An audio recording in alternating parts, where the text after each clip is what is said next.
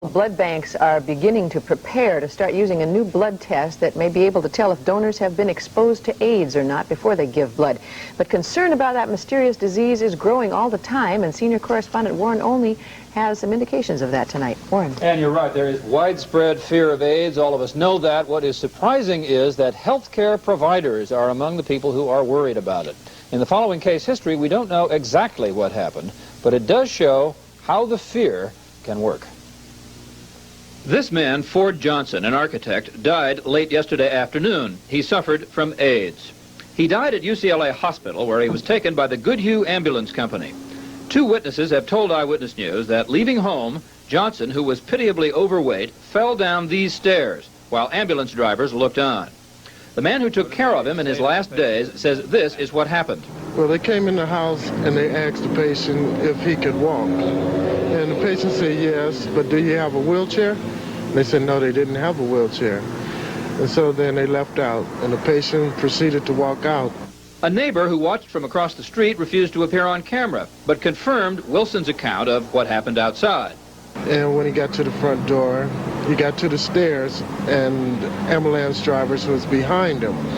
And he started walking down the stairs, and when he got to the last stair, he fell and hit his head. An official here at the ambulance company refused to talk on camera until this incident has been investigated, but he said it is company policy that no patient be allowed to walk to an ambulance, whatever disease they may have.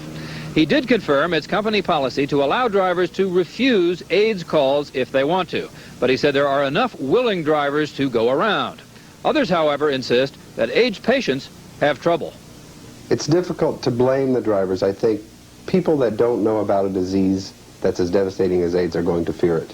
I mean, it's not uncommon for people in hospitals, nurses or orderlies, to bring their food and leave it at the door and have them get it themselves, or not clean their room, or not take care of them as they would a normal patient. I don't think the fear of ambulance drivers is justified. There is no excuse for an ambulance company not to do some simple education with their people to teach them how to handle a person with AIDS. What about Goodhue's policy of allowing drivers to turn down AIDS cases? A county health official agrees there is no reason to worry.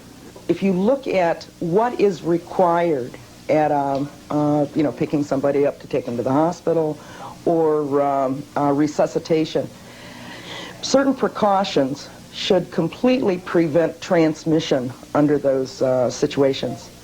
Shirley Fannin of the County Health Department. The other two folks were from the AIDS Project in Hollywood. Goodhue insists it does train its drivers, but our own experience shows that may not be enough. Even after hearing Shirley Fannin's reassurances, our own camera crew said they would still refuse to interview an AIDS patient or to go to a place where AIDS patients are treated. Paul?